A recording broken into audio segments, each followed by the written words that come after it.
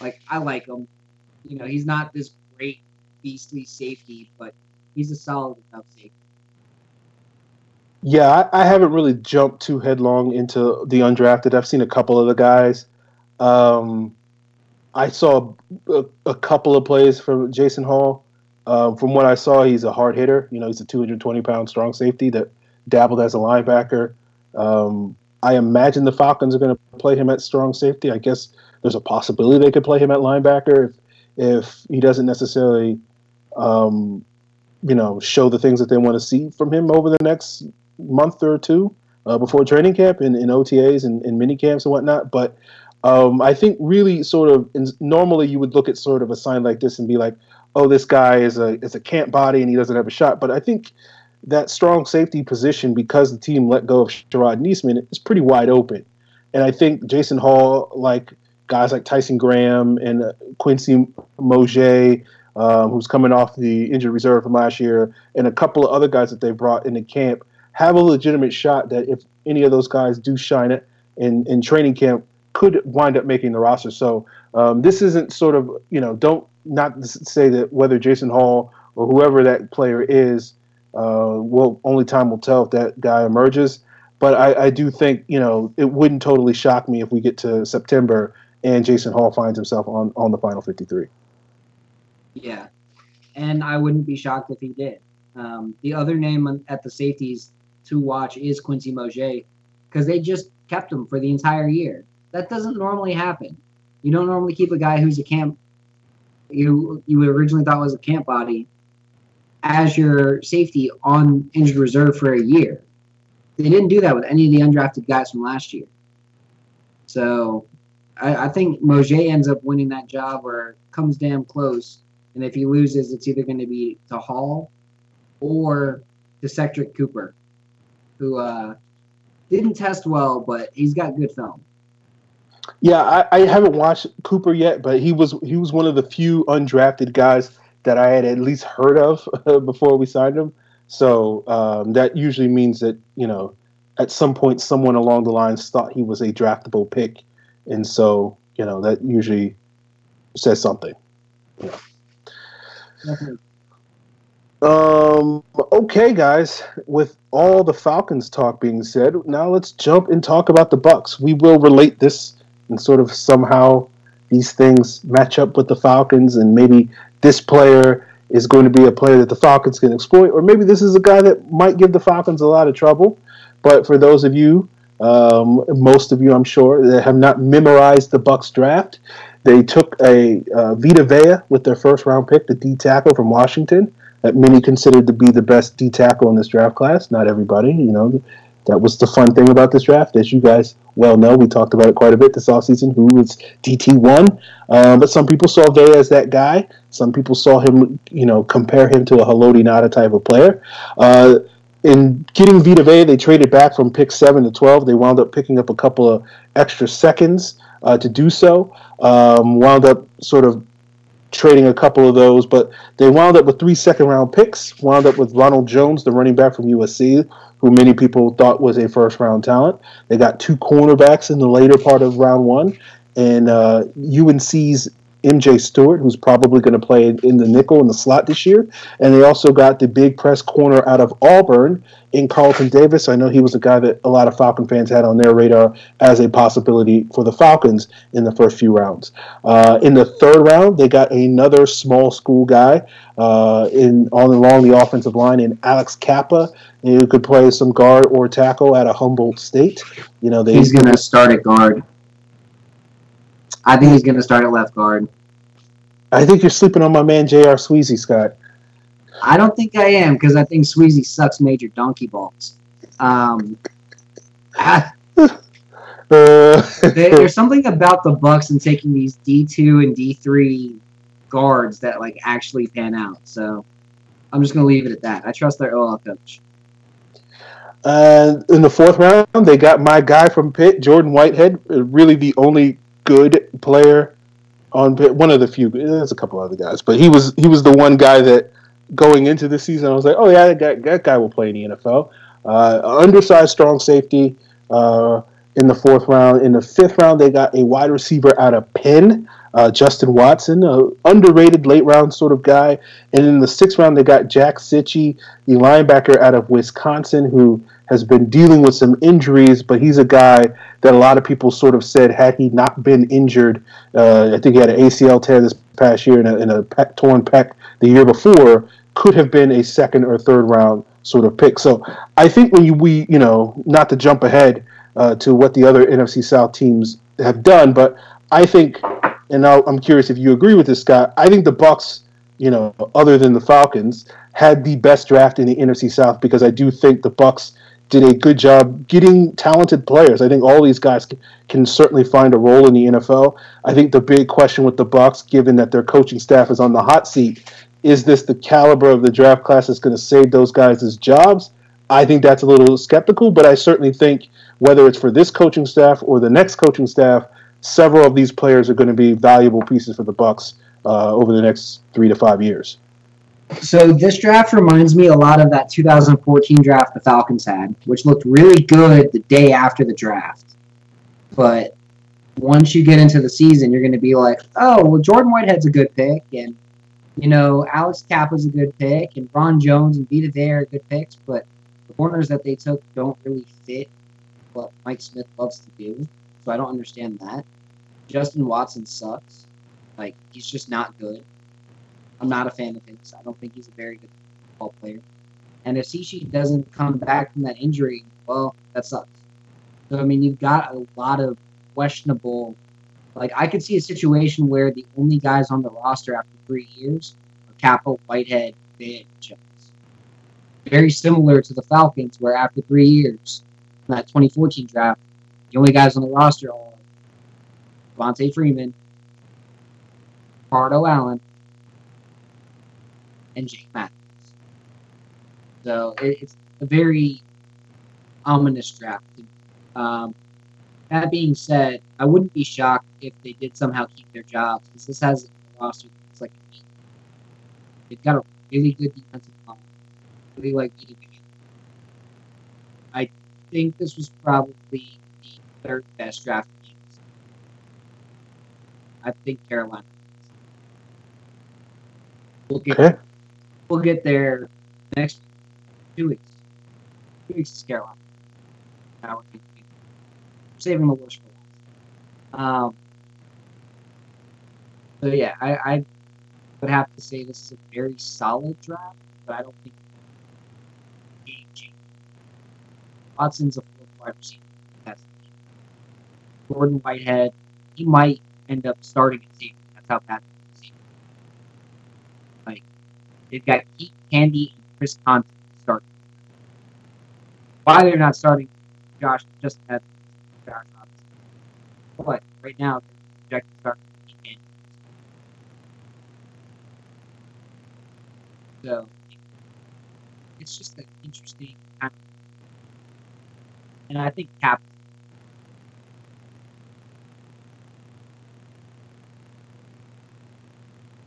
I trust Warhawk. He's the guy that basically developed that really good Browns offense. When the offensive line was Browns, they had Joe Thompkins, Joe Brickman.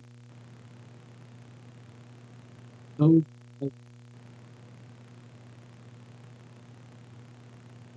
trust him.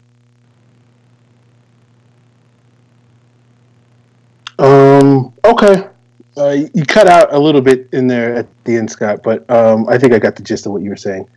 I like this draft. Again, as I said at the top, I don't necessarily think this is a draft that is going to definitely save the jobs of Dirk Cutter and Mike Smith. But I do think in a similar way as the 2014 draft, this is a draft that if the right coach comes in next year, we'll be able to utilize some of these pieces, and these are going to be sort of core pieces for that coach to potentially build a playoff caliber team, similar to sort of like you look at some of the draft picks the Falcons had those last couple of years under Jim Mora, like a Roddy White, like a Jonathan Babineau, and some of those guys didn't necessarily really hit under Mora, but then when Mike Smith came in 2008, those guys started to become better pieces and core pieces of those Falcons teams. And I think that's, if I'm a Bucs fan, that's sort of what I'm holding my hope on. I think Vita Vea is going to be the interesting piece. I think Ronald Jones is going to be the interesting piece. I think when you're looking at this draft and you're looking at guys that can really move the needle potentially, I think those are the two pieces that, if you're going to get excited about anybody, those are the two. I think there are question marks surrounding both of those players. I think the question mark around Vita Vea, and this has been something that Falcon fans are very familiar with because it's certainly something that we were talking about in the winter as well as in the spring in the lead up to the draft, is how much of a pass rusher Vita Vea, how big an impact pass rush he's going to be. And that's an issue for the Bucs in particular because they had the league's worst pass rush. Now, they've made moves to upgrade that. They got Vinny Curry. They got Jason Pierre-Paul. Vita Vea is going to now join Gerald McCoy. So you look at that four-man defensive line. They had picked up Bo Allen in the free agency. They still have Noah Spence as another edge rusher for them. So you look at their front four and their front D-line, and you see a lot of good pieces there. You see a lot of talented players there. But it's going to be a question of whether they mesh to really give this Bucs defensive line and live up to the potential that all four of those guys have to be the best versions of those players. Curry's coming off a very down year where he was not really effective as a pass rusher. He was probably the Eagles' seventh best pass rusher along that very deep defensive line. He'll be asked to be the second or third best pass rusher for the Bucs behind JPP and McCoy. McCoy's been dealing with injuries the last couple of years. He hasn't been the same player that he was when he was arguably the best D tackle in the league until Aaron Donald showed up. You have JPP, who's been solid, since the hand injury, but certainly has not been that dominant edge rusher that can sort of consistently take over games like he was earlier in his career. And so I think you look at this Vita Vea, it's he's definitely going to be a problem for the Falcons' interior offensive line for years to come, just because he has that sort of power that traditionally a guy like Levitri struggles with, and probably a guy like Fusco will probably struggle with. And so he's going to be a good player for the Bucs. It's just going to be a question of how good. Is he going to be that Haloti Ngata type of player, or is he going to be more of a good starter, but not necessarily a Star Latulele, who Star was good in Carolina, but wasn't necessarily this dominant force as we saw with KK Short. And I think with Ronald Jones, the knock on Ronald Jones is going to be, can he be a feature back due to the size? Can he stay healthy? Because he was injured all the time at USC. Yeah, and he's quick. Now every team in the NFC South has one of these, lightning fast receiving running backs. Bucs now have Ronald Jones. Carolina has McCaffrey. Obviously, New Orleans has Kamara, and of course the Falcons sort of got the trend going with Tevin Coleman and Devontae Freeman. So he's going to be a guy that can make plays in this division for many, many years. But the question is he going to be more of a Alvin Kamara difference maker, or is he going to be a little bit more of a Christian McCaffrey solid piece, but not necessarily a guy that can be a dominant force? So I think if those two players wind up being good, then this is a good draft for the Bucs. If those players are just okay, then this is not going to be a great draft for the Bucs. I think Ronald Jones is a very good running back. I agree with you that he's that lightning connection for Thunder and Lightning. The problem is they don't have the Thunder. They've got Jacquizz Rodgers as their main starter. Peyton Barber's in there. Charles Sims. Who is your Thunder? So if you don't have the Thunder, you can't have the Lightning. So I don't see how it's going to work. I do think Ronald Jones is good. I don't think he's a feature back.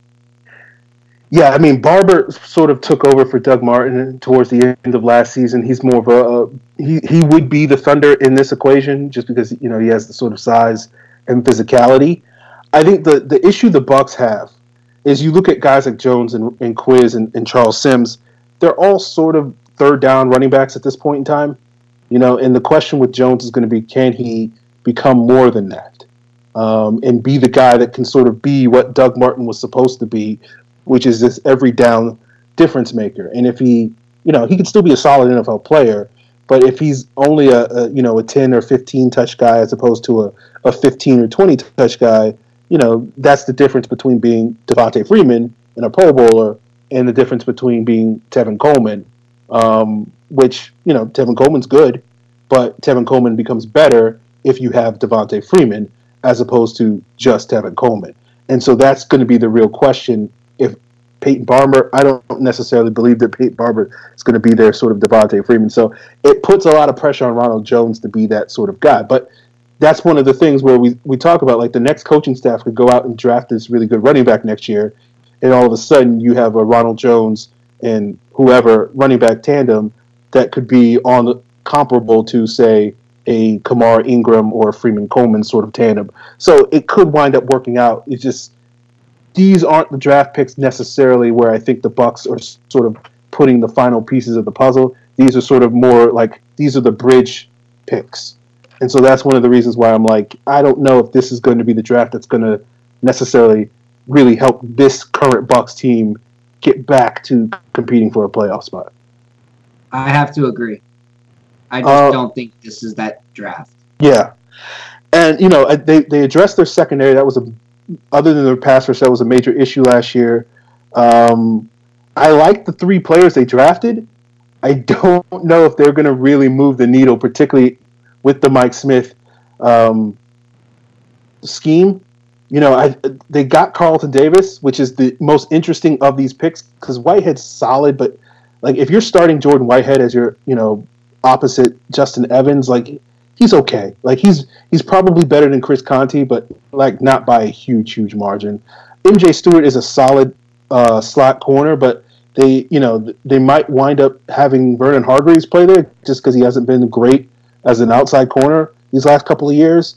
And so if Hargreaves is going to be their slot guy, then Stewart's not really going to bring a whole lot to the table. And if Stewart's your slot guy, then what does that, if Hargreaves doesn't step up and become the guy that they thought they were getting, then, a third cornerback is only going to give you so much. So Davis, to me, is the interesting pick here because as we've seen the last couple of years, the problem the Bucs have when Julio has these big games, the number one factor of why Julio has these monster games, besides Julio being as good as he is because teams like the Bucs give him free releases. You cannot give him a free release.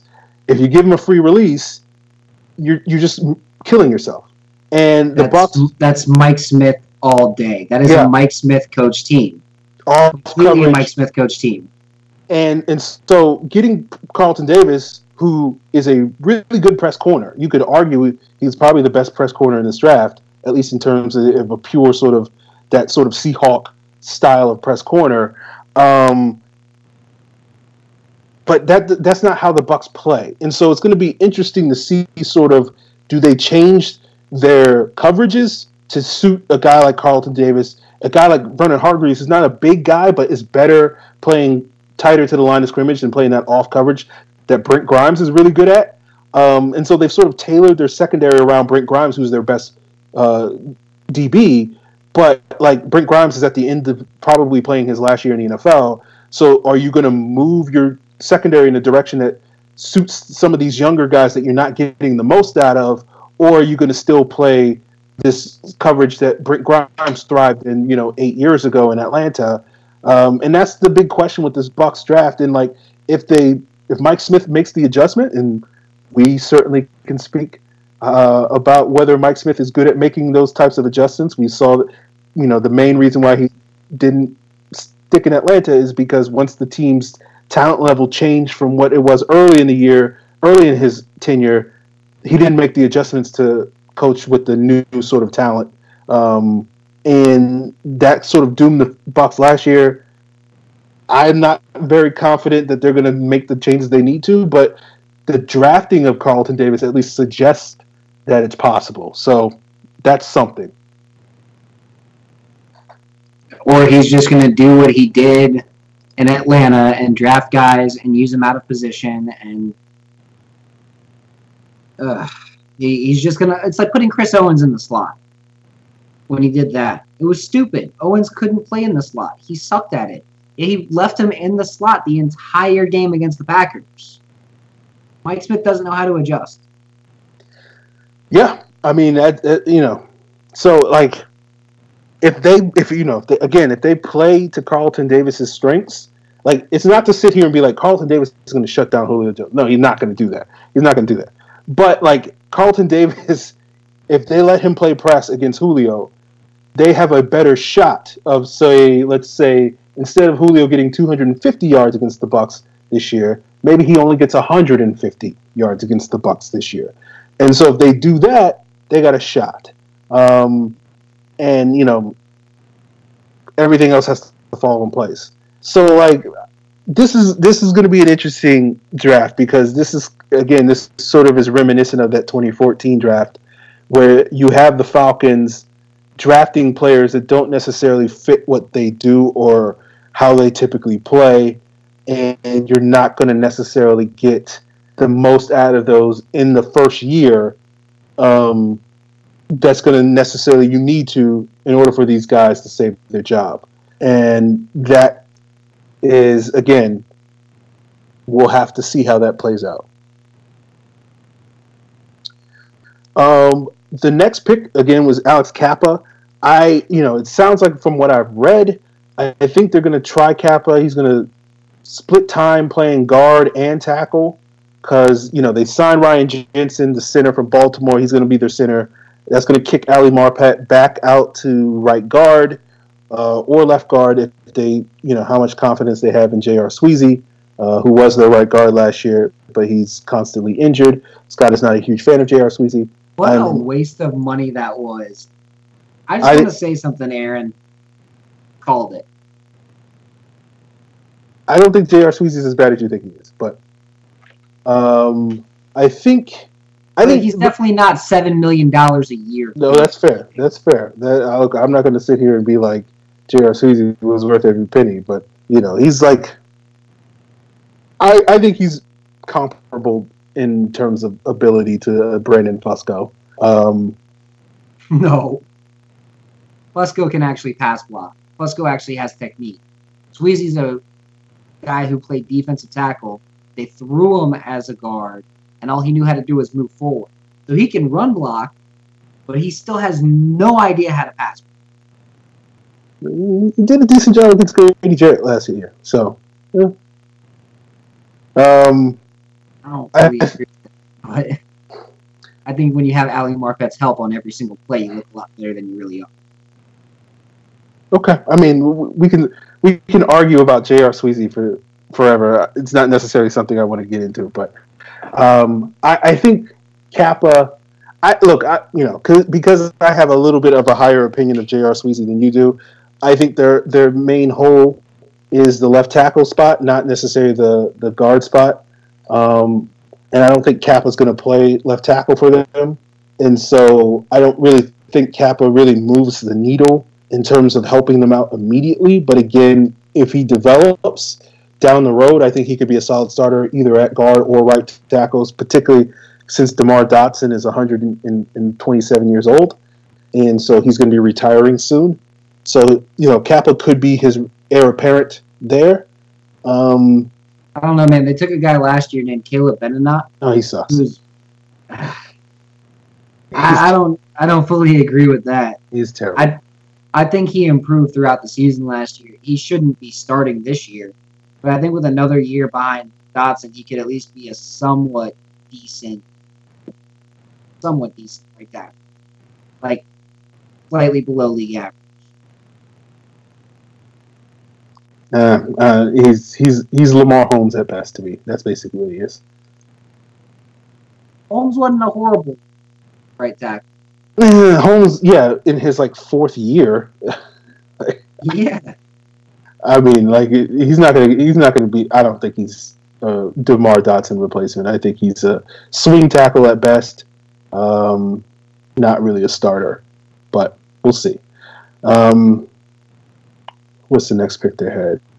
Whitehead, we already talked about. I think Justin Watson's pretty decent. I know you said earlier you think he sucks, but I think he's probably going to only be the fourth wide receiver in that for the Bucs long term because they have, or short term because they have Deshaun Jackson and Mike Evans and Chris Godwin. And this year, Adam Humphries is probably their fourth receiver. But I think, you know, assuming Evans is going to be there long term, assuming Godwin's going to be there long term, I think Justin Watson would be a decent number 3 wide receiver. Not going to be a star by any means, but I think he has, he's got size, he's got good hands, he's got route running ability. Like, he can be a decent third guy that can give you 30 or 40 catches a year. So I think that's a pretty good value in round 5.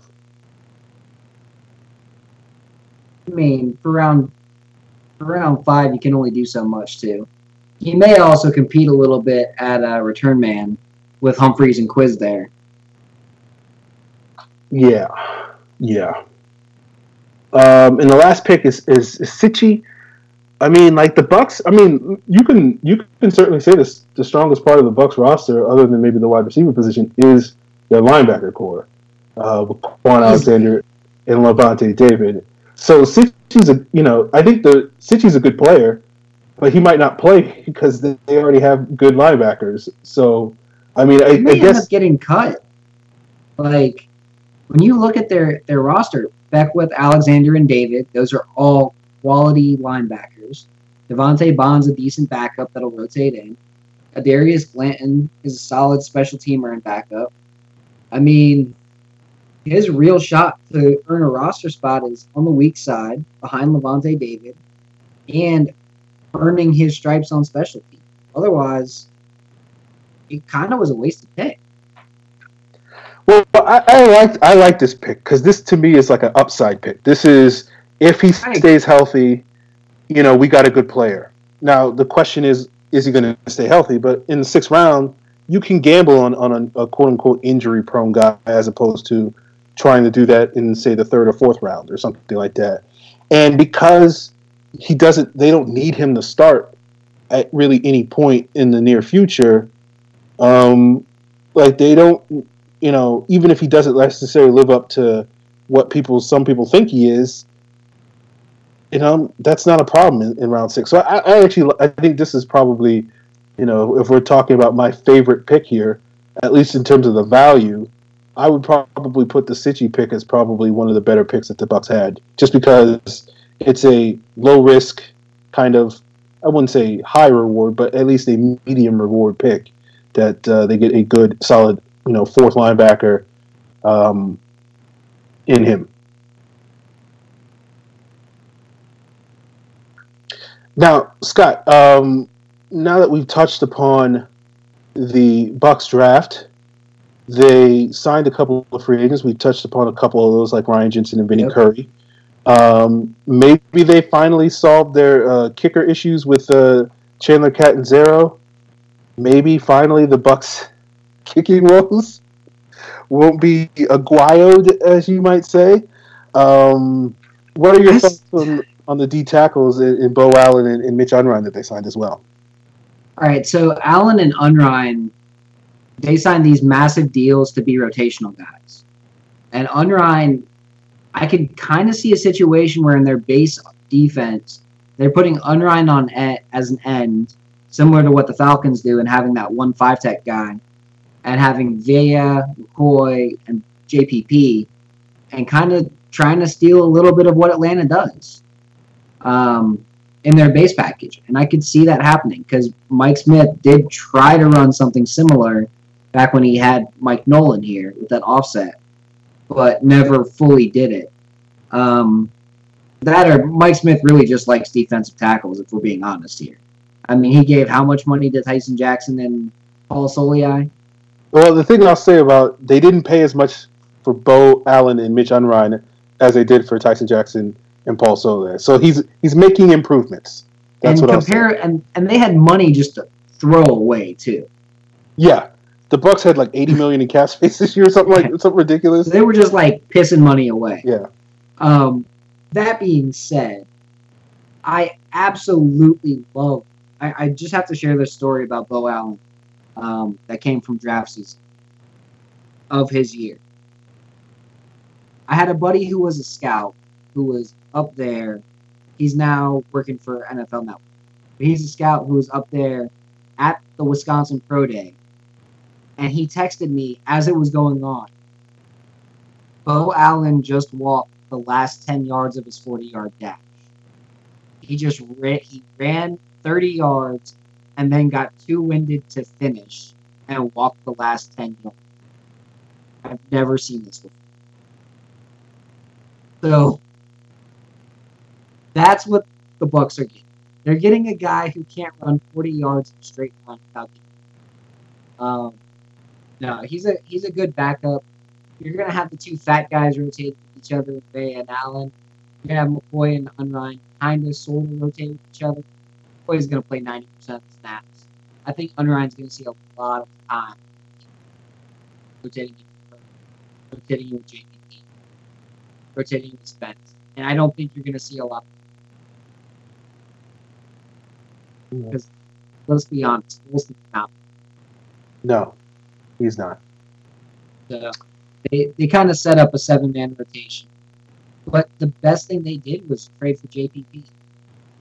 I mean, that gives them the premier pass rusher that Mike Smith hasn't had since Johnny. Yeah, I mean, they gave up a third and a fourth to get JPP and a fourth. And with those third and fourth, the Giants took B.J. Hill and Kyle Lauletta.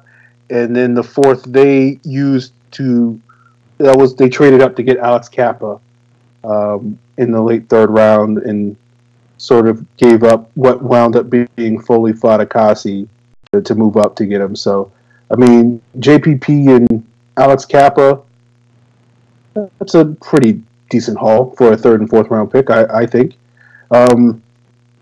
Yeah, I think with the Bucs free agent signings, did they overpay for Bo Allen and Mitch Unrein? Yeah. Are they run stoppers and better as backup rotational players? Yeah. But I think, sitting here trying to put on my thinking cap or trying to figure out Mike Smith, it's been so long trying to get into Mike Smith's head. There is one version where the Bucs basically say, you know what, because Gerald McCoy has been battling injuries, we're going to try to save him as much as possible, and we're just going to only have him come on the field in third downs. And in those instances, we'll have Vita Vea, we'll have Bo Allen, we'll have Mitch Unrein out there playing all the D-tackle snaps in the base defense so that on third downs, Gerald McCoy is putting his best foot forward, literally, as a pass rusher and being the Gerald McCoy that, snatches human souls on a weekly basis. And if they do that, I think these moves, they're probably overpaid for what that is, but that could wind up working out if they can get the best version of Gerald McCoy. I mean, that's really what's going to be the difference for the Bucs. It's going to be, is JPP and Gerald McCoy the guys that they have the potential to be, and does Jameis Winston take that step? If Jameis takes that step and looks like the player that he usually looks like when he plays the Falcons, but rarely looks like when he plays any other team, then the Bucs could be a legit wild card competitor.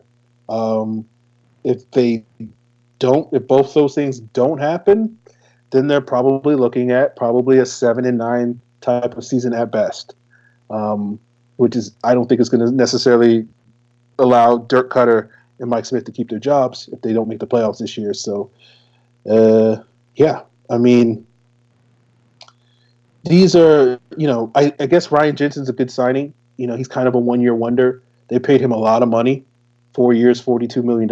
He's probably the second highest paid center in the league, I think, at that point. Is he going to be worth it? Maybe.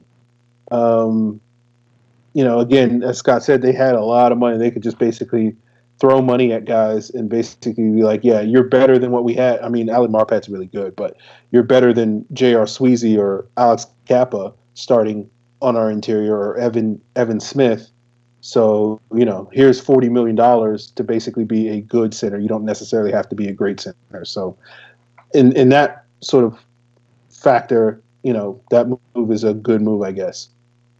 I mean, Ryan Jensen's the average NFL center.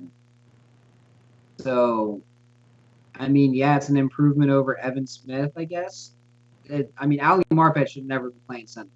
And I said that when I was watching them draft season. But if Ali Marpet ends up as a free agent next year, I would not be shocked to see the Falcons go hard because they were pretty heavy on him during the draft process, and I don't know. He's just a really good fit for the zone schemes they like to run, and I mean, 4 years in, he's looking like a legit long-term starter. He's good. He's good. I don't know where they're going to get the $70 million that they're going to have to get to pay him. Just because if you thought Andrew Norwell got a lot of money this offseason, I think Ali Marpet's going to get more next offseason. So we'll see how that turns out. But I think this is, if I'm looking at this Bucs offseason, like the only, I think this is a pretty good offseason in a vacuum when you're not necessarily thinking about this as the offseason that's going to save your job. I think this is a much improved offseason from the offseason that Cutter and Mike Smith had in 2014 when they were trying to save they didn't think they needed to save their jobs, and that's part of the reason why the offseason was so horrible. And so, like, this is an improvement. So, again, with that sort of low standard, I can give them one thumbs up for this offseason. I think probably if I'm looking at this draft, I probably would have liked this a lot more if they had taken Derwin James over Vita Vea, just because I think Derwin James is, like, I don't think there's any questions about Derwin James. Derwin James was my favorite prospect in this entire draft. I think he's going to be a beast in LA. I think he's going to be a perennial Pro Bowler for many, many years. I think he would have done wonders to upgrade that Bucs secondary. I still have questions about whether Vita Vea is an every down player. I think he'll be really good for what he is, but I don't know if he's going to be more than that. And so, I don't know. I just think, you had the opportunity to get Cam Chancellor 2.0, and you may have wound up with a rich man's Paul Soliai. That's what I'm saying. That's very possible. That's very possible. So, like, that's my one critique of the Bucs offseason, really. I think otherwise it's fine. It's solid. Again, several of these players are going to be good players for them. I don't know if they're going to be great players for them, but they're going to, Ronald Jones could be a problem. Vita Vea could be a problem. I don't think Carlton Davis is going to be a huge problem just because we have Julio and Calvin Ridley. And none of their other guys they're just role players at this point, so they're not going to be problems. But, JPP, I'm not necessarily looking forward to having to block JPP twice a year. But, yeah, it's an okay offseason. That's what I'll say. I'll give the Bucs a solid B. Again, I'm grading them on a curve just because compared to what the 2014 offseason with the Falcons, which was a fat F. Like, this is solid to me. So I'll give the Bucs the benefit of the doubt. I think they had one of the better offseasons in this division outside of Atlanta. So it's a B for me. I'd probably give it a solid C because I think they went more fat guys trying to stop the run than guys who need to rush the passer, which is more of what they really needed. They had a bunch of fat guys who could stop the run already. Fair enough. All right, let's get into the mailbag. And the first question comes from Brandon Rich at Brand Builder on Twitter. He asks, what is the weakness of the retooled Bucs D-line, other than Smitty? They've got 5 guys who know how to pass rush and, 4 guys who know how to pass rush, and then Vita Vea and a bunch of fat dudes. Yeah, I think the edge rush is their weakness. I think JPP is good. I don't know if he's amazing. And he's not what he wants. Yeah, and he hasn't been that guy for a number of years, but he's still a solid pass rusher. He's not like he stinks or anything like that. Like, he's still probably one of the 20 best pass rushers in the NFL, but he's probably not higher than that. So, like, Vinny Curry was not good last year. Like, he was bad. So, like, I don't know, man. Like, I feel like these guys are better than what they had. No doubt about that. They are light years better than what they had last year with William Golston and the ghost of Noah Spence and Robert Ayers. But, like, I still think that edge rush is not necessarily what you need it to be to really make Gerald McCoy the guy that he can be. Like, I still think they're going to have to rely a lot on Gerald McCoy to basically carry their pass rush again. And so I think the DNs are the biggest weakness. Yeah. The other thing is, stylistically, all their defensive ends rush the same exact way, except for Noah Spence. They're all bigger, stronger bull rushers. And when you see a bull rusher all day, you just brace yourself, brace yourself, brace yourself. It's when you get that change up, when you get that mix, is when you start getting those sacks and you start getting all the pressure, is when that offensive lineman has to think, oh, this guy's not just going to hit me with the bull rush all day. That's why it's hard to face guys like Tack McKinley and Vic Beasley and Charles Johnson, and even Cameron Jordan. They're not going to sit there and hit you with the bull rush all day. They're going to hit counter moves. They're going to hit swims. They're going to coast the edge. Like, they're going to bend the edge the way that's supposed to. Just the same way that you'll see guys. You just need a mix. And Mike Smith has never understood how to mix things up. Yeah. Digital Demon asks, who do you see walking in free agency in the coming years? I think Sanu will be gone by next year. All right. So when you look at actual free agents, we could very well see Ricardo Allen leave after this year. I also think we could see Bobby Alford and Mohamed Sanu cut, if not next year, the year after 2019. Very, very high possibility that happens, just because of how much they're going to cost towards the cap and whether the Falcons think, oh, these guys at 30, 32, they're not worth it. We'd rather have the younger players. So it all just depends. Although if Bobby Alford can turn into that guy that, I don't know, who was it? Troy Vincent and Bobby Taylor is what they had in Philly, yeah. Eagles? Yeah. So when they had Troy Vincent and Bobby Taylor, those guys were just killing it. Right towards the end, they were 30, 35. They were still good, but it was like you kind of see that back going away.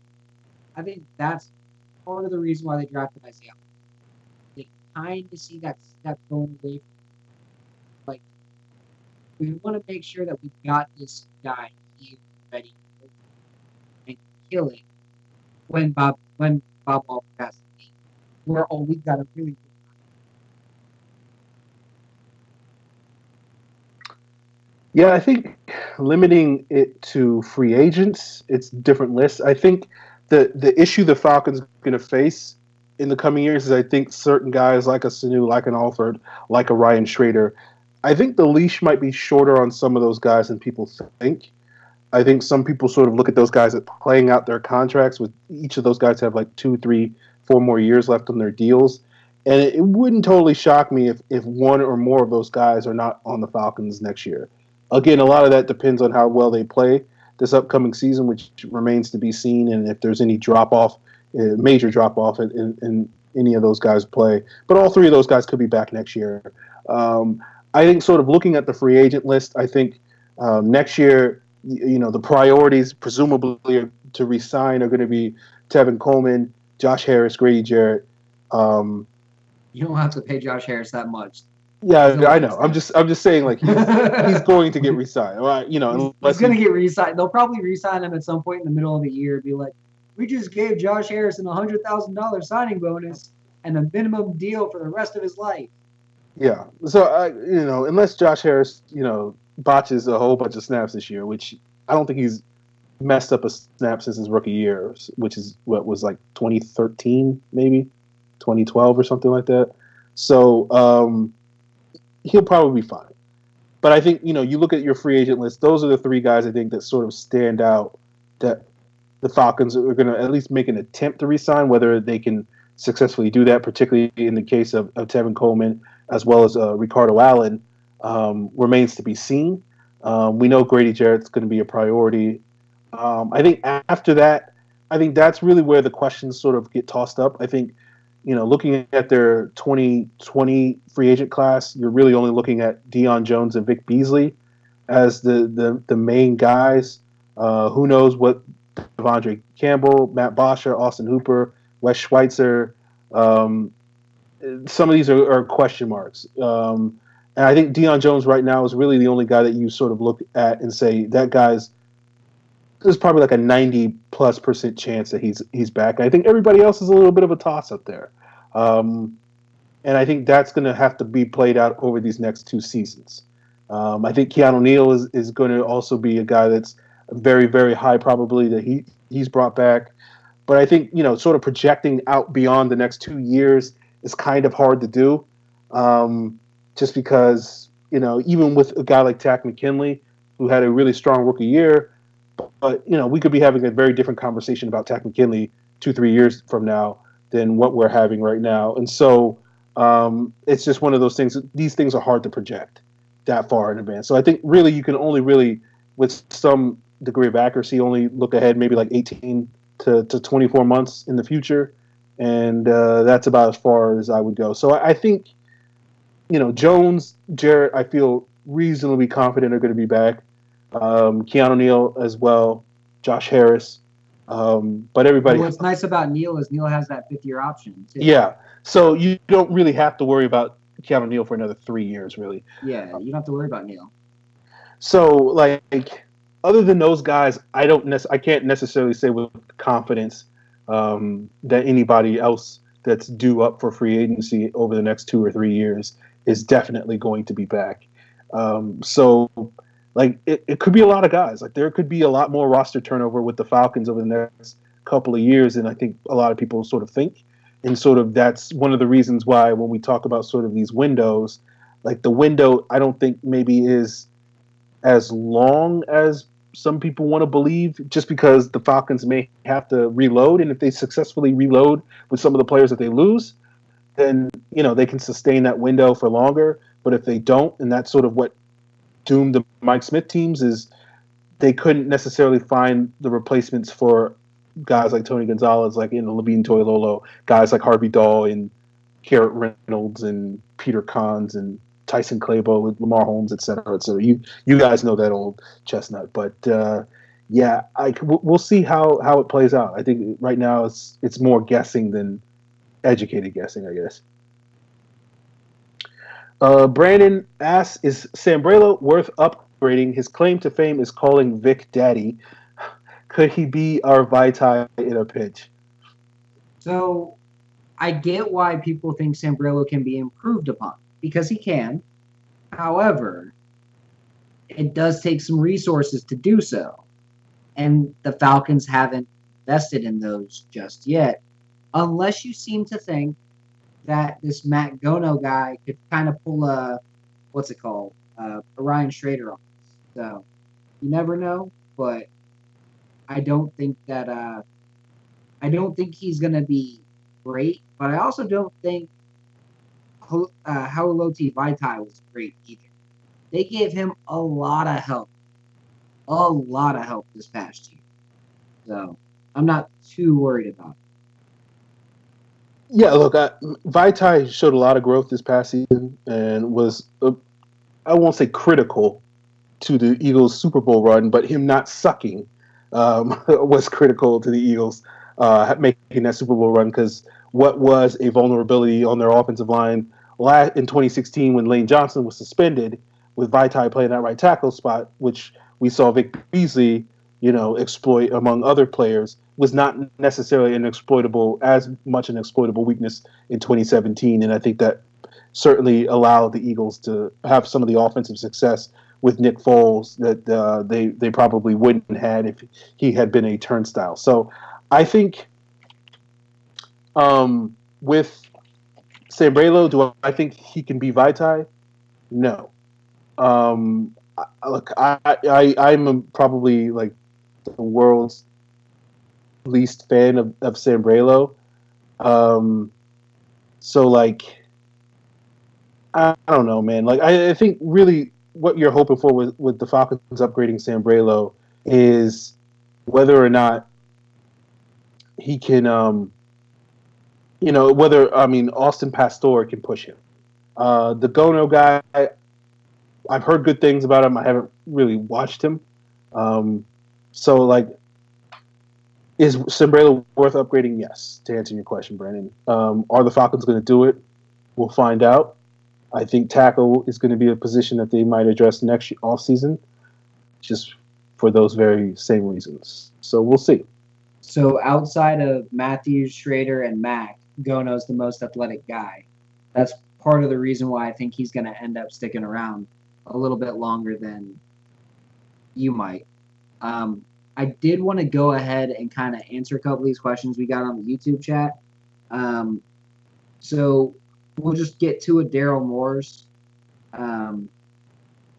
So he goes, so with our questionable linebacker depth, who do you see us going out and getting in the market? We have Debo, Devondre, Duke, Ish, and Foye, and that's it. The depth doesn't look good to me, just saying. Honestly, I like the linebacker depth the way it is.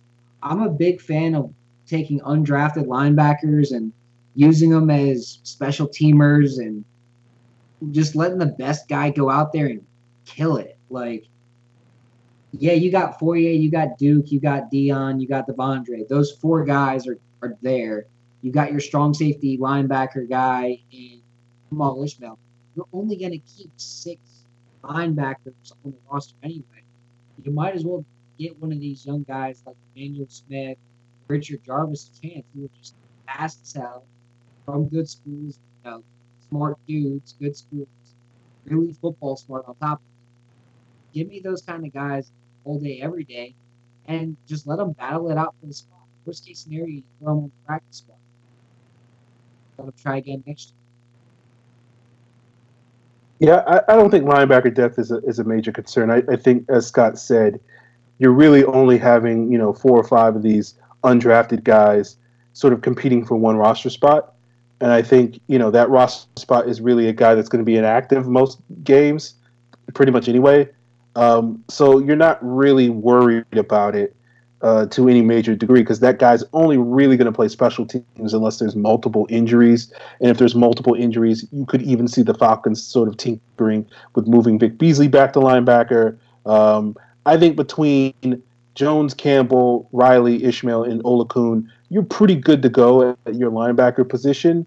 I think one of the benefits the Falcons also have that sort of helps them out a little bit with their linebacker depth is they have the capacity to play dime defense if they are a little thin at linebacker. And that's with 6 DBs, and you can sort of use Keanu Neal as basically a linebacker in a lot of ways and play with multiple DBs. So I don't think linebacker is that major a concern, really, as far as depth goes. Yeah. Yeah, I'm not worried about that 6th linebacker spot like you will, or like Daryl is, I should say. Yeah. And Daryl did give us another question. He said, also, is it just me or you guys a big question about our edge depth as well? Because after Vic and Tack, you have Brooks Reed, and then the number 3 rusher, think Crawford and Shelby.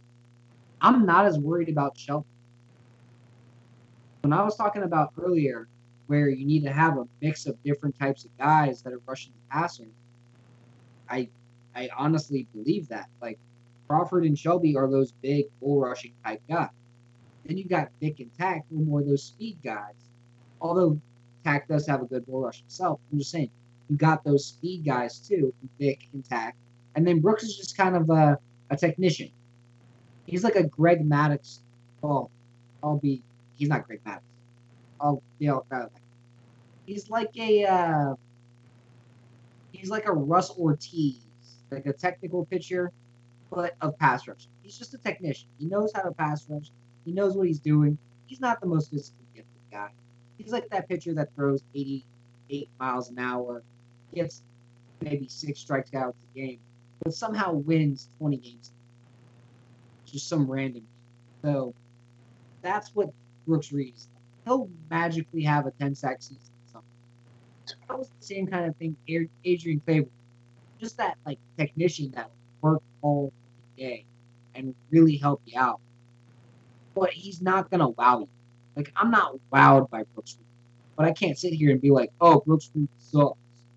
He does. He's a solid, but he's a guy who's gonna have some hours rotating in off the bench.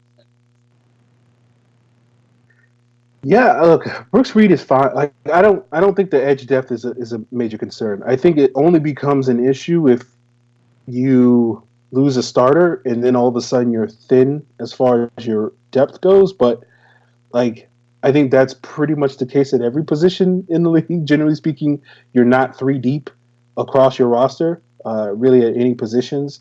So it's one of those things where I think between Vic Tack and Brooks Reed, you're going to be able to get like 99% of what you want from that edge group between those three guys. And you also have Shelby and Crawford. Shelby playing in the base defense on that strong side, and Crawford playing inside, but also, from his experience playing D end in Dallas and throughout his career, also gives you an option there as well. So, like, I think if guys like JT Jones step up, or Jacob Tuioti, Mariner, or whoever else step up, that's a bonus. But I don't think you necessarily need to be at this point looking like, oh, the Falcons need to draft or sign another edge rusher before training camp because there's an issue. I think Brooks Reed is very underrated by most Falcon fans.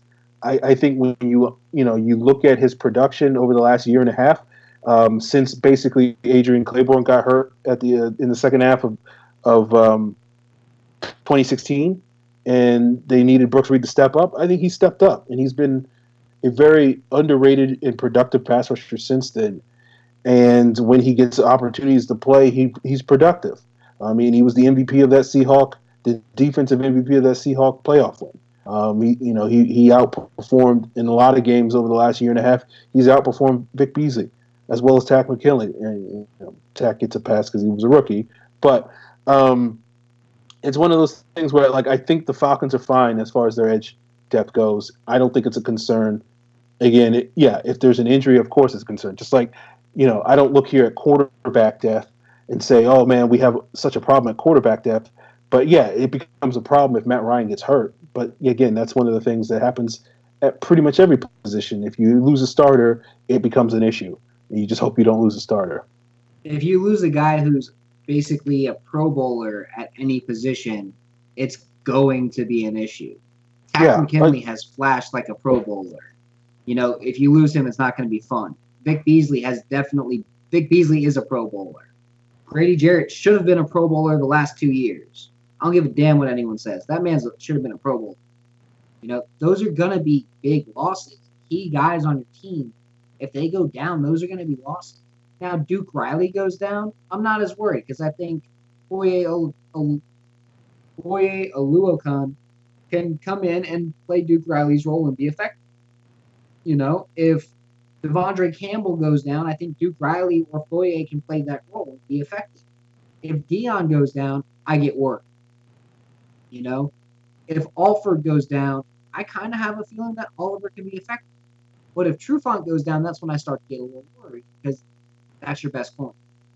So it all just depends on what happens out there with who is available, who's healthy. So you don't want anybody getting hurt. You want to make sure you have the right depth, but you're not going to have a third, second round player drafted every single depth. You have to have some of these guys step up. You got to have a guy like Justin Zimmer come out of nowhere and step up. A guy like, a guy at wide receiver like Marvin Hall. The Falcons have 6 wide receivers six wide receivers that they drafted or signed the big contracts. You got Sanu, Jones, Ripley, Fuller, Hardy. Well, Fuller's not here anymore. That's just Gage, Hardy, and then you got a whole bunch of dudes like Marvin Hall, Reggie Davis, Deontay Burke. You need to see these guys step up. Lamar Jordan. You need to see somebody step up. Yeah. Look, I think besides Tevin Coleman, probably Calvin Ridley, and maybe Isaiah Oliver. I think Brooks Reed is arguably the best backup on the Falcons roster.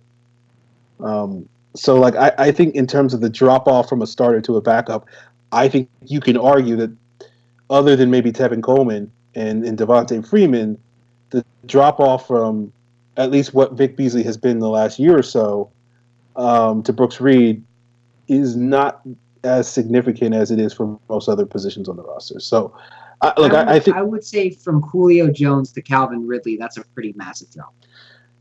Yeah, no, that is a massive drop. No, I get that. I was thinking more. And I love Calvin Ridley, but Sanu to Calvin Ridley. That's what I was thinking more. So yeah, obviously, yeah. If you're going from Julio to arguably the best player in the world to anybody, it's a pretty big drop off.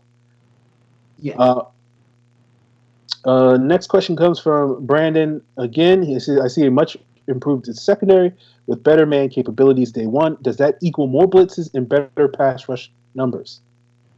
The Falcons will not be a blitz-heavy team under Dan Quinn. That's just not their style. We're not going to see a Jim Johnson style 4-3 where they're throwing these overload blitzes and zone blitzes and all sorts of crazy shit at teams just to mess with them. As much as I would love that, because that's my favorite kind of style of defense. That's what I run in Madden. But that's not what Dan Quinn likes to run.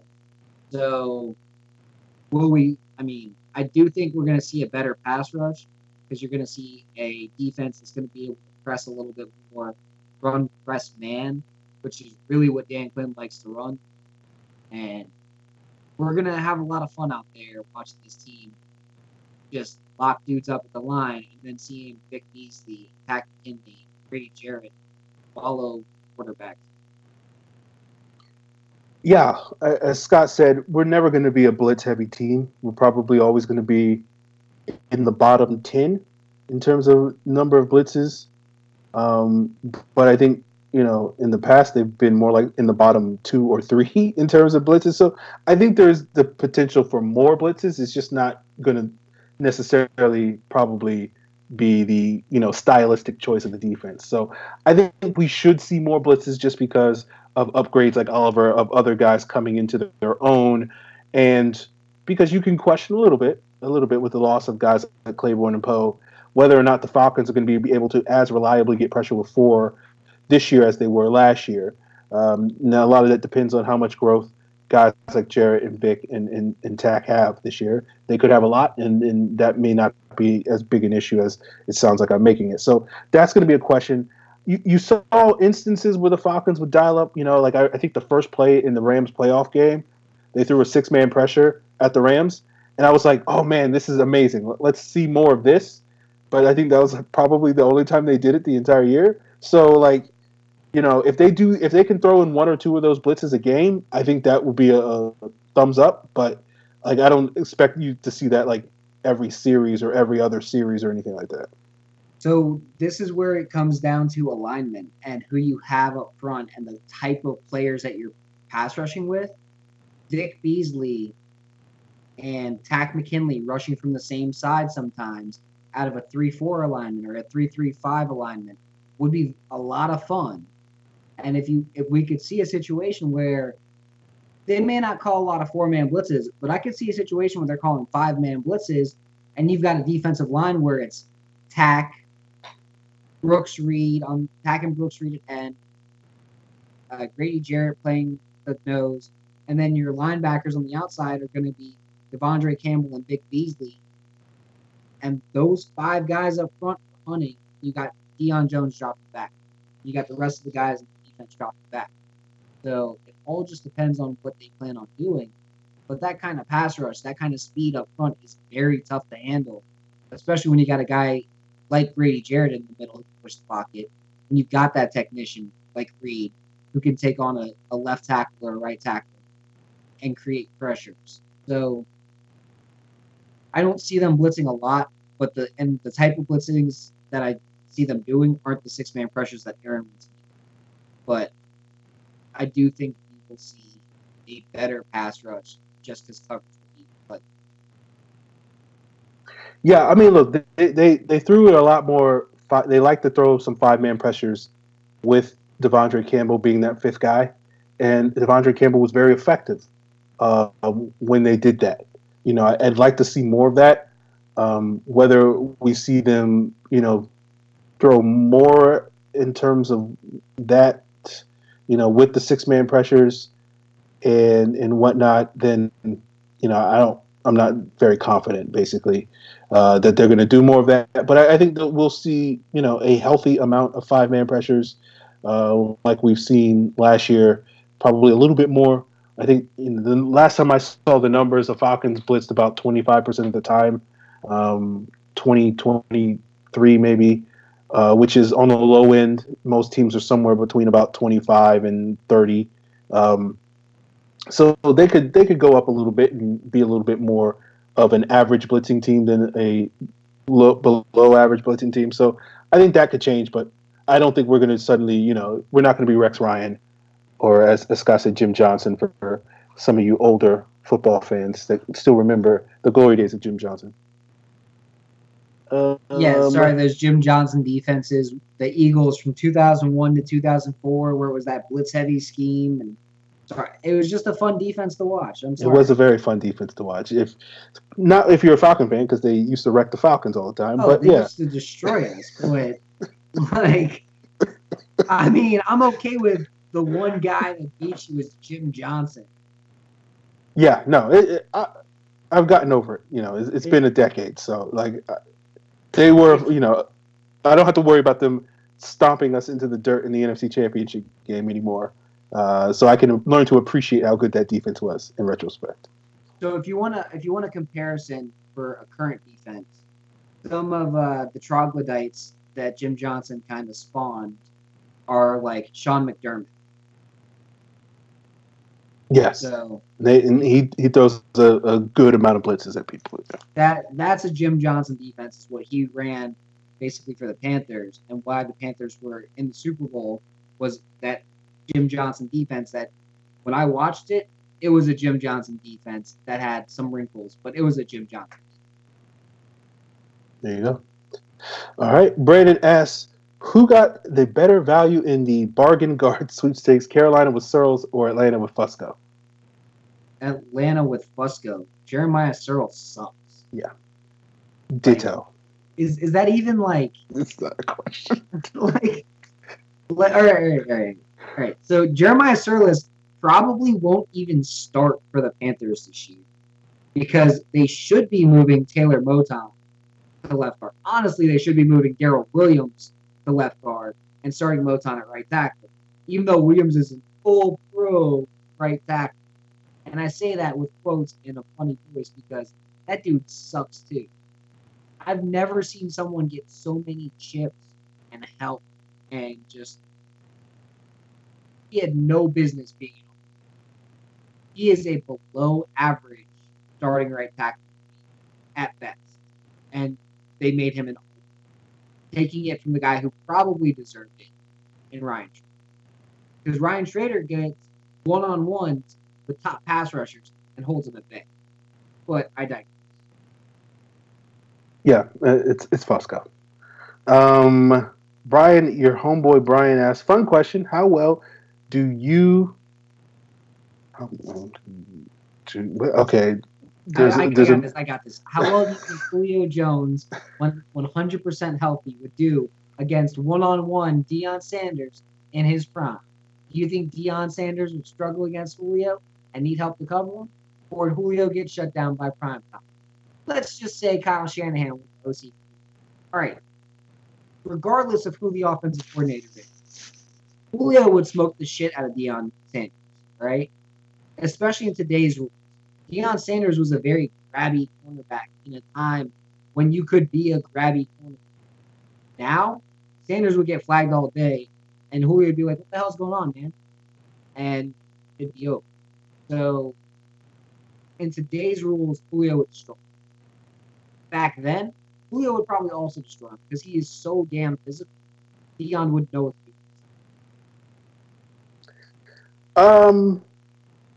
Deion is my favorite Falcon, so I might be a little bit biased on this. I think he can hang with Julio. I mean, does he need help? Yes. Only an idiotic defensive coordinator is going to leave any cornerback on an island against Julio Jones. It's the whole thing, like, you know, if you're going to beat me, I'm not going to let it be Julio Jones to beat me. So I'm going to give that guy safety help 99 or 90% of the time or 99% of the time.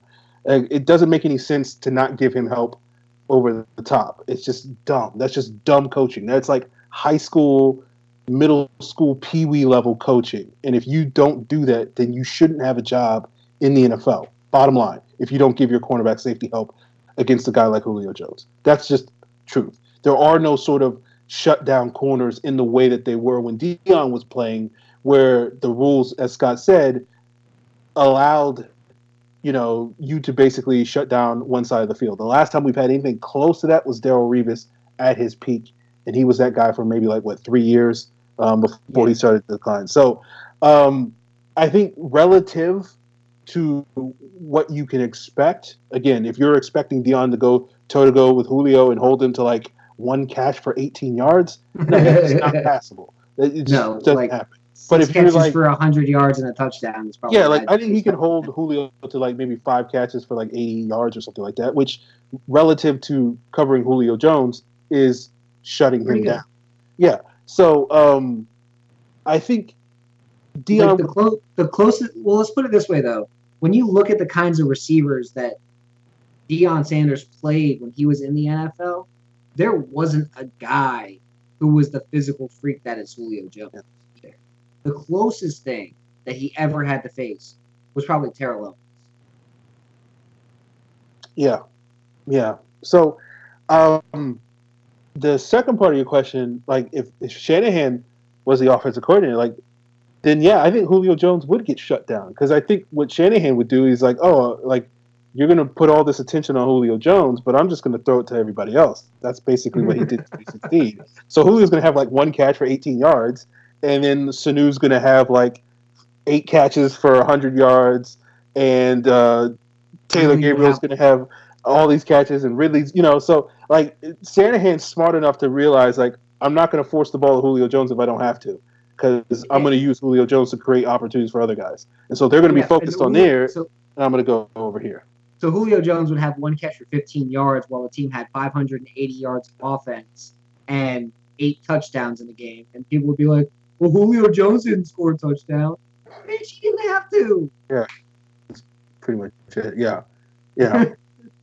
So, I think, honestly, Shanahan would be worse for Julio in this scenario, at least in terms of his individual production, than you probably think.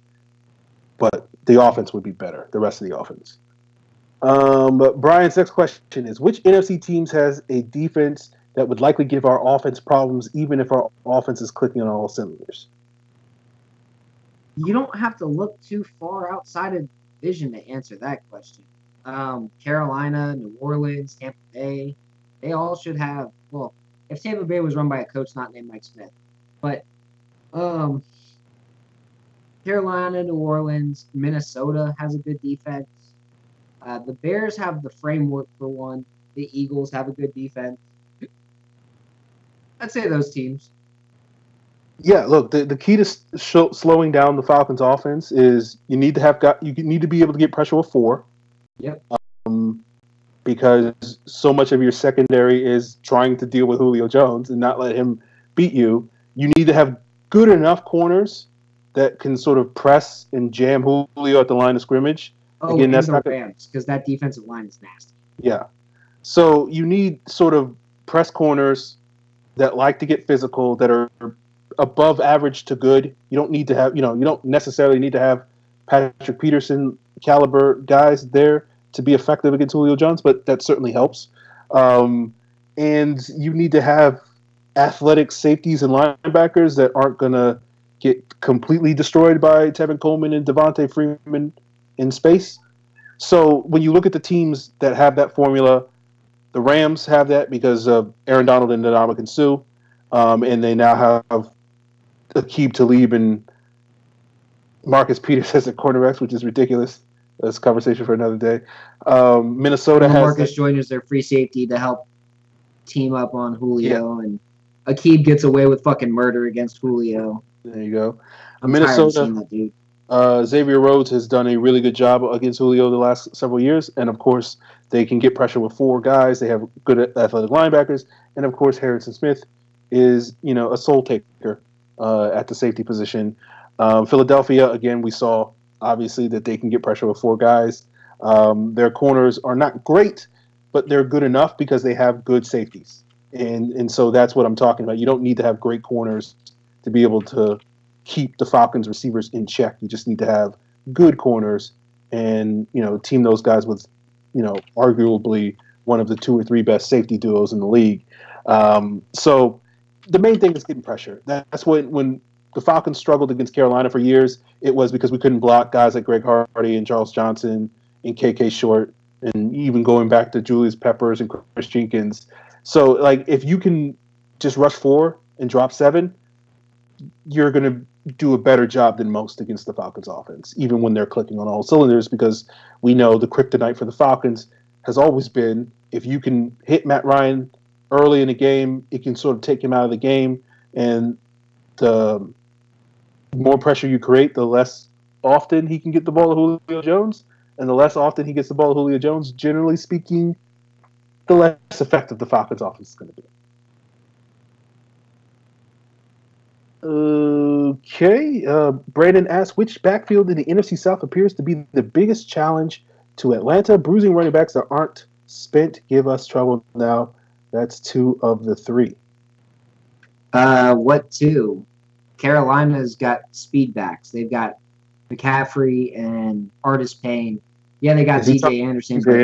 Anderson's not a bruiser. He's more like Devontae. He's more that I'm gonna shift and find the hole kind of. Yeah, he's just a bigger version of Devontae, basically. Yeah. Yeah, he work done. Devontae Freeman, C.J. Anderson. It's just how fat he work done is. In terms of how they run, Ingram and Kamara are big power backs, but Ingram's going to be out that first game against the Saints. Who knows when we'll actually see him? Because he gets popped again for something. So you got to worry about Kamara Alaska. Not too good for that. Yeah, Kamara's good. Don't get me wrong. He's help, but not as worried about. And then the Buccaneers have got Ronald Jones. Ronald Jones might be the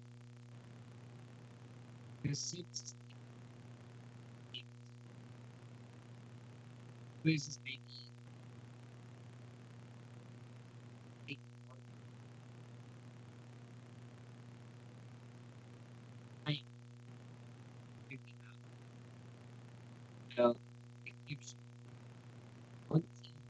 potential.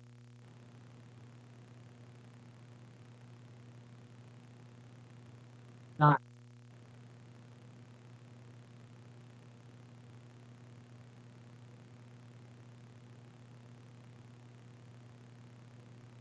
Okay. Sorry, guys. I was partially distracted. When you look at the running backs that gave the Falcons the most problems last year, it wasn't the bruising running backs. You would think, given our undersized defense, that the big power running backs give this team the most problem, but it really wasn't those guys. When you look back at last season, it's LaShawn McCoy, Jay Ajayi, basically all the Patriots running backs, and the mobile quarterbacks that really give the Falcons the most problems on the ground, more so than the power running backs. Look at Tariq Cohen. Jordan Howard had a good game against the Falcons, but what do you remember about the Falcons really struggling against? It was Tariq Cohen. And you look at some of the receiving running backs, like a Shady McCoy as well. Those guys gave the Falcons a little bit more problems. So I don't think the bruising running backs. I think in terms of the matchups, even though the Falcons have these really athletic linebackers, when you look at the last season, it was Christian McCaffrey that gave the Falcons more problems than Jonathan Stewart. It was Alvin Kamara that gave the Falcons more problems than Mark Ingram. It's more of a Ronald Jones that's going to give the Falcons more problems. So, because Jacquizz Rodgers won't give anybody problems. So when you look at sort of the NFC South, I think Kamara is clearly the best of those types of running backs. And certainly when we play them early in the season, because Ingram is suspended, he's going to be the focus. And I think that's more problematic than having, I'm not going to sit here and be like Ingram wouldn't have helped the Saints in that game, but like I think it's more the scat backs that can catch the ball out of the backfield, because the scheme that the Falcons play, it often leaves you have one less defender over the middle of the field in playing in space than typical teams do. So it's one of those things where it opens up opportunities for running backs to be able to make plays in the flat. And we saw that with guys like Tariq Cohen and Christian McCaffrey, as well as Kamara on occasion last year, to have some pretty productive games in the air as receivers. So I think those running backs give the Falcons more problems than the C.J. Anderson / Mark Ingram types of running backs. I think those guys certainly have given the Falcons more problems, but I think last year the Falcons have shown enough growth with their front that the bruising style of running backs are less problematic. So it's like I'm not worried about Zeke Elliott because of his power. I'm worried about Zeke Elliott because when he gets in space, and if our guys take a bad angle, Zeke Elliott can turn that into a 40-yard gain. I'm worried about Le'Veon Bell not because of his running ability, but because you get him in space. If a guy takes a bad angle, that's a 40-yard gain. So those are the running backs that I think the Falcons tend to have a little bit more issue with than the bruisers. Well, guys, that's going to be it. We're going to call it a little short. We apologize for cutting the show a little bit short, and a couple of mailbag questions go a little bit unanswered. I know Evan Birchfield sent in a bunch, but I think we got the gist of most of those, and we certainly will try to answer those. You can check us out on Facebook, and I'll coordinate with Scott about whether or not we want to put up a video this weekend trying to answer some of those questions, because it's going to be a little bit of a hiatus before our next show when we talk about the Carolina Panthers draft. But again, we'll be back in 2 weeks. If you want to send in your mailbag questions, use the hashtag Falcons Mailbag. You can, of course, tweet at Scott at Karasik S. I am at FalcFans. You can also tweet at the show at Falcons PFC. Follow us on Facebook at Falcon Central Radio. Like and subscribe on YouTube at Pro Football Central's YouTube page. Make sure you hit that bell button so you get the notifications when we go live. I've heard some people say that they don't get the notifications. I don't know what's wrong with your computer, so you should get that notification on Facebook and YouTube so you can not miss a second of our live show. And that's it, guys. Again, as I said, we'll be putting more of these live videos, these sort of vignettes on Facebook in the intervening times, so you guys don't have to wait 2 weeks to get your content. You can go check out the video I did a couple of weeks ago with Matt Ryan's contract issue, contract resigning, as an example of what we're going to do. So just short 5-10 minute videos. And again, some of these mailbag questions we'll certainly make an effort to answer some point in the next couple of days, so that you guys don't have to wait 2 weeks to get the next show. But in the meantime, we appreciate you guys checking us out, and we'll be back in a couple of weeks to talk more Falcons and more NFC South